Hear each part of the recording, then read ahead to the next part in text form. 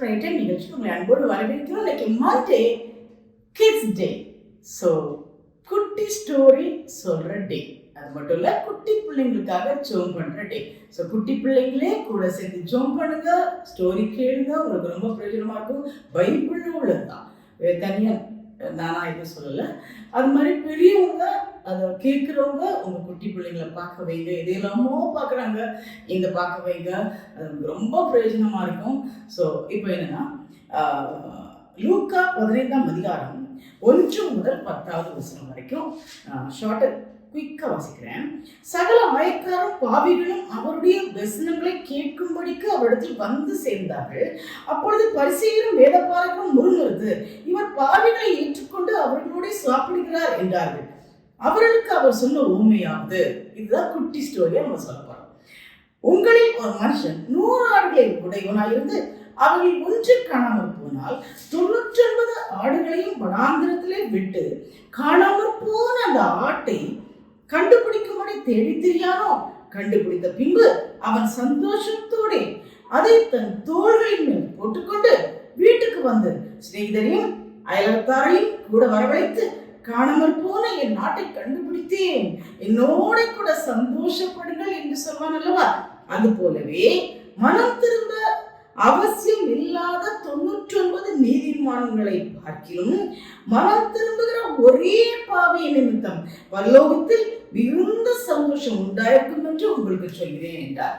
இதுதான் உவமை. அதான் நமக்கு இதே குட்டி ஸ்டோரிகள். என்ன கேட்டோம்? ஆயக்காரர் பாவிகள் எல்லாம் ஜீசஸை ஃபாலோ பண்ண ஆரம்பிச்சிட்டாங்க.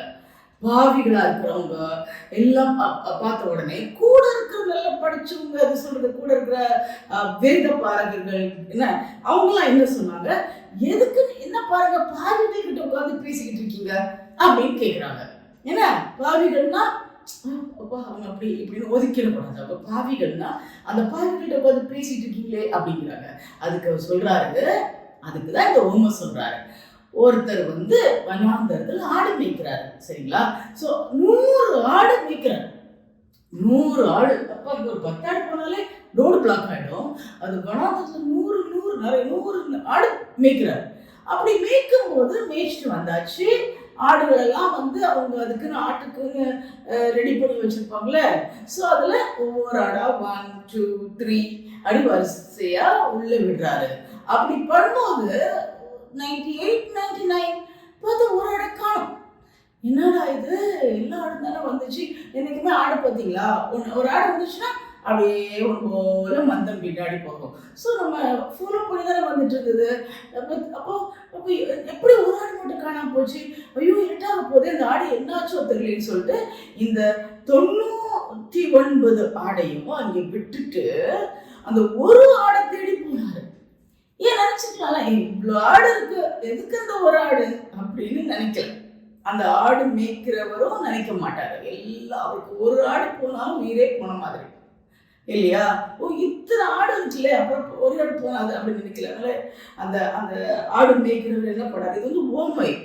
ஜீசஸ் வந்து அந்த அந்த இந்த பொறாமை பிடிச்ச யார் சொல்றது, வேத பாரகர் பரிசேயர்லாம் கூட இருந்து இந்த பாவிகள் கூட போறீங்கன்னா அவங்க பரிசுத்தவான்கள். ஸோ ஏன் பாவிகள் கூட போறீங்க, ஏன் பாவிகள் கிட்ட பேசுறீங்கன்னு சொல்றாங்கல்ல, அதுக்கு இவர் சொல்றாரு. அப்போ 100 ஆடு வச்சிருந்தா அந்த ஆடு மேய்ப்பன் 99 ஆடு வந்தா கூட ஒரு ஆடு தானே போனா போச்சு நினைக்கல. அந்த ஒரு ஆட்டையும் தேடி போய் அங்க பார்த்தா எங்கேயோ ஒரு குழிக்குள்ள மாட்டிக்கிச்சு, கொம்பு மாட்டிக்கிச்சு, வெளியே வர முடியல. அதை கண்டுபிடிச்சு தேடி தான் தோல்ல போட்டு வீட்டுக்கு கொண்டு வந்து சொல்றாரு. பக்கத்துல அங்க பக்கத்துல உள்ள நெய்பர்ஸ் கிட்ட பார்த்தீங்களா, நான் கண்டுபிடிச்சிட்டேன். அப்போ அந்த அளவுக்கு கஷ்டப்பட்டிருப்பாரு அந்த ஆட்டை கண்டுபிடிக்க. இதுல ஒரு வசனம் ஈஸியா முடிஞ்சிருச்சு. பட் அந்த அளவுக்கு அங்க ஏன்னா எல்லா ஆடும் இங்க நிற்குது, இந்த ஒரு ஆடு எங்க போச்சுன்னே தெரியல. பிகாஸ் மார்னிங்ல இருந்து ஈவினிங் வரைக்கும் நிறைய இடம் போயிருப்பாங்க. எல்லா இடத்துலையும் போய் தேடி அது ஏதோ உள்ளுக்குள்ள சிக்கிருக்கலாம், உள்ள குழிக்குள்ள விழுந்துக்கலாம், ஏதாவது அதை தேடி கண்டுபிடிச்சு அதை அப்படியே தோல்ல சுமந்து கொண்டு வந்து என்ன சொல்றாரு பாத்தீங்களா, நான் தேடி கண்டுபிடிச்சிட்டேன் அப்படின்னு சந்தோஷப்படுவாங்கல்ல. இதே மாதிரி நீதிமான்கள் 99 நீதிமானா வாழலாம்.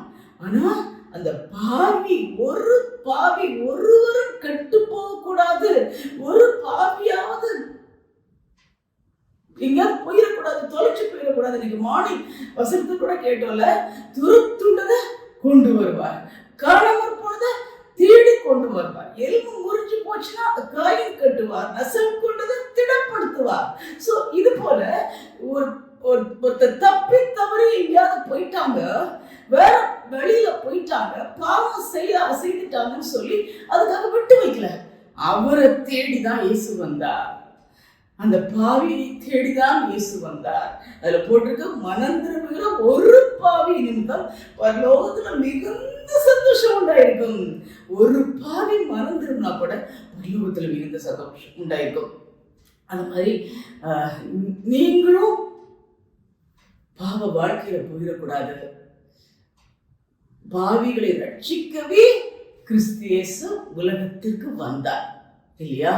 சோ அவங்கள ரட்சிக்கதான் உலகத்துக்கு நீதிமான ஓகே இருக்கட்டும். பட் வழி தப்பி போறாங்களா, தப்பான வழியில போறாங்களா, பாவ வழியில போறாங்களா, அவங்கள தேடி கொண்டு வந்து சேர்க்கிற தெய்வம் நம்முடைய இயேசு கிறிஸ்து.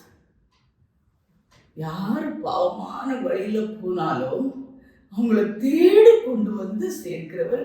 அது நிமித்தம் பரலோகத்துல மிகுந்த சந்தோஷம் உண்டாயிருக்கும். நம்மளும் பாவம் செய்யாதபடிக்கு நம்மளை பாதுகாத்துக் கொள்ளணும். குட்டி பிள்ளைங்களா, உங்களுக்கு என்ன எது தப்போ எது தவறு எது நல்லதுன்னு கெட்டதுன்னு எல்லாம் தெரியும். பேரண்ட்ஸும் பிள்ளைங்களை பத்திரமா பாதுகாத்துக் கொள்ளணும், அவங்க வழி தப்பி போயிடாதபடி. ஸோ சில பிள்ளைங்க நம்ம சொல்ல கேட்க மாட்டாங்க. பட் ஜீசஸ் கிட்ட ஜோம் பண்ணுங்க, அவங்கள மறுபடியும் கொண்டு வருவாங்க. இன்னைக்கு வசனம் நம்ம காலையில அந்த அன்றைக்குரிய வாக்குத்தத்த வசனத்தில் காணாமல் போனதை கொண்டு வருவார். உங்க பிள்ளை வழி தப்பி போயிருந்தாங்கன்னா திருப்பி கொண்டு வருவார். கவலைப்படாதீங்க. அதுக்காக இன்னைக்கு ஜோம் பண்ண போறோம். ஜோம் பண்ணுமா? அப்புறம் ஆண்டவரே எங்களுக்கு பரம தகப்பனே, அப்போ அந்த வேலைகளை பாத்துல வருகிறோம். ஆண்டவரே, எங்க குட்டி பிள்ளைகளுக்கு ஒரு குட்டி ஸ்டோரி சொல்லியிருக்கீங்க. அப்பா 100 ஆடு இருந்தா கூட அதுல 99 ஆடு உங்க கையில இருக்கு. ஆனா ஒரு ஆடு போனா கூட தேடி கண்டுபிடிச்சு கொண்டு வருவீங்கப்பா. இன்னைக்கு கொடுத்த மனப்பாட வசனத்தின்படி, இன்னைக்கு கொடுத்த வேத வாக்கின்படி அப்பா அந்த துரத்துண்டவர்களை கண்டுபிடிச்சு கொண்டு வருவீங்க. காணாமல் போனவங்களை கண்டிப்போதும் எங்க குட்டி பிள்ளைங்க அத்தனை வரை பாத்துல வருகிறோம். அப்பா அந்த மொபைல் மூலமா படிக்க போறாங்களா, பெற்றோர் சொல்ல கேட்க மாட்டேங்கிறாங்களா, ஸ்கூல்ல படிப்புல கவனம் செலுத்த மாட்டேங்கிறாங்களா, அப்போ உங்களை அன்பை விட்டு விலகி போறாங்களா, அப்போ உங்களை நேசிக்கிற இருதயம் இல்லாம போயிட்டாங்களா, அப்பா அதாவது அதுவே வளர வளர வளர அப்பா உலகத்துக்குள்ள போய் சிக்கிக்கிட்டாங்களா, அப்படிப்பட்ட பிள்ளைகளை பார்த்து வருகிறோம். எத்தனையோ அம்மா மாறு அப்பா இவன் என் பிள்ளை இப்படி ஆயிட்டானே, எவ்வளவு நல்ல பிள்ளையானா, ஆனா எனக்கு இப்படி ஆயிட்டானேன்னு சொல்லி ஆண்டவரே வருத்தப்படுறாங்களா? அப்படிப்பட்டவங்களுக்காக அவங்களை பார்த்து வருகிறோம். அப்பா நீங்க கொடுத்த வாக்குத்தத்தின்படி காணாமல் போயிட்டாங்களா, அவங்களை கண்டுபிடித்த ஒரு பிள்ளையா இருந்தா கூட அப்பா ஒரு 99 பிள்ளைங்க நல்லா இருக்கலாம். ஒரு பிள்ளைய காணாமல் போயிட்டா கூட தேடி கண்டுபிடிச்சு கொண்டு வருகிற தேவன், பாவிகளை ரட்சிக்கிற தேவன், ஒருவராவது கெட்டு போக கூடாது என்று ஆண்டவரே அதற்காக உலகத்திலே தன்னை ஆண்டவர் சிலுவையில தன் ரத்தத்தை சிந்தி அவளை மீட்டு கொண்ட தேவன். அது மட்டும் இல்ல, பார்த்தோம் ஒருத்தர் காணாமற் போன ஒருத்தர், அதாவது நீதிமான்கள் 99 பேர் இருக்கலாம். ஆனால் ஒரு பாவி நீதிமான் ஆகிறது நிமித்தம் பரலோகத்துல மிகுந்த சந்தோஷம் உண்டாயிருக்கும். அப்பா அப்படிப்பட்ட கிருபைகளை கொடுங்க. காணாமற் போன பிள்ளைகளை கண்டுபிடிக்க உம்முடைய ஒப்பு கொடுங்க. பாவிகள் பரலோகத்திற்கு பிரவேசிக்க நாங்கள் அதற்கு பயன்படுத்தும். குட்டி பிள்ளைகளை பயன்படுத்தும். ஸ்கூல்ல இருக்கும்போது அப்பா தவறு செய்கிற பிள்ளைகளுக்காக பிரேயர் பண்ணி அந்த தவறு செய்கிற பிள்ளைகளை உங்களுக்கு நேராக வழி நடத்த ஆண்டவரே அவங்களுக்கு கிருபை கொடும். யார் வீட்டுல கெட்ட குமாரனை போல, நம்ம இன்னொரு நாள் அவரை பார்க்கலாம், கெட்ட குமாரனை போல ஃப்ரெண்ட்ஸுக்குள்ள சுத்திட்டு அப்பா வீட்டுல அம்மா அப்பாவை எதிர்த்து பேசிக்கிட்டு தான் இஷ்டத்துக்கு வளர்ந்து ஆத்துமா சீரழிஞ்சு போறத பார்த்து அழுது புலம்புகிற பெற்றோர்களுக்கு அப்படி பார்த்து வருகிறோம். அப்பா, நம்முடைய வாக்குத்தத்த வசனம் ஆண்டவரே வீணாய் போகாது.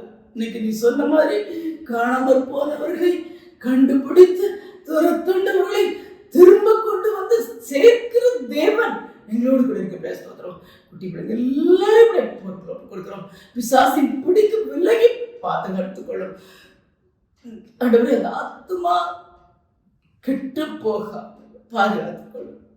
இன்னைக்கு நிறைய உலகத்துல கெட்டு போறதுக்கு நிறைய வழி இருக்கு. அதெல்லாம் சிக்கி கொள்ளாதபடி அந்த ஆடு எப்படி எங்கேயோ போய் சிக்கி கிடந்துச்சு, அப்போ அதை தூக்கி எடுத்து போல எங்கள் குட்டி பிள்ளைகளை எங்கேயோ சிக்கி தவிச்சாங்கன்னா, வர முடியாம தவிச்சாங்கன்னா, அப்பா அவளை தேடி கண்டுபிடிச்சி உங்களுடைய பார்த்துக்கு அப்பா நீ கொண்டு வர வேண்டுமா கெஞ்சிக்கிறோம். எல்லா குட்டி பிள்ளைகளும் பரலோக ஆண்டவரே, இந்த உலகத்தில் உள்ள எல்லா குட்டி பிள்ளைகளும் உமக்கு பிரியமா வாழ, உம்மோடு வாழ, அந்த பரலோக ராஜ்யத்துக்கு தகுதியாக ஆண்டவரே, அந்த பரலோக ராஜ்யத்தை சேருவதற்கு தகுதியாக இந்த வாழ்க்கை நடத்த நீர் பாதுகாத்துக் கொள்ளுக்கா. நீர் கிருபைத்தார், நீர் கிருபைத்தார், நீர் கிருபைத்தார். அழுகிற கண்ணீர் வடிக்கிற பெற்றோர், ஐயோ அந்த பிள்ளை எப்படி மாறுவானோ தெரியலையே அப்படின்னு அழுகிற பெற்றோர், நான் கேட்க மாட்டேங்கிறானே, எதுவுமே கேட்க மாட்டேங்கிறானே, கெட்ட நன்கூட சுத்துறானே, அழுகிறோம். பெரியவர்கள், தாய் தகப்பன்மார்கள் ஆண்டவரே எல்லாரும் பாதையில் வைக்கிறோம். நீர் சகலத்தையும் செய்ய வர, நீ செய்ய நினைத்தது தடைபடாத என்று அறிக்கைகிறோம். அந்த ஆத்மாவை பரலோகத்துக்கு கொண்டு வரதுக்கு நீர் அவங்களை வழிநடத்து போயிருக்கா ஸ்தோத்திரம். ஒரு ஆத்மாவும் கெட்டு போகாமல் நீர் பாதுகாத்துக்கொள்ள போயிருக்கா ஸ்தோத்திரம். கூட இந்த வழிநடத்துக்கு நீரே மகிமைப்படும். இயேசு கிறிஸ்துவின் நாமத்தில் கெஞ்சுகிறோம் பரமபிதாவே, ஆமென். பெரியவங்களே, அம்மா அப்பா, தாய் தகப்பன்மாரே, கவலைப்படாதீங்க. நீங்க இன்னைக்கு கேட்ட வசனத்தின்படி உங்க பிள்ளைங்க வழித்தவறி போயிருந்தால் ஜீசஸ் கொண்டு வருவார். உங்க ஜெபம் கேட்கப்படும். நிறைய நாளா நீங்க அதுக்காக படிச்ச கண்ணீரை நிச்சயமா கேட்டு பெரிய அற்புதம் செய்வார். நெசல் கொண்டதை திடப்படுத்துவார். பயப்படாதீங்க. கர்த்தர் பெரிய காரியங்களை செய்வார். ஆமென்.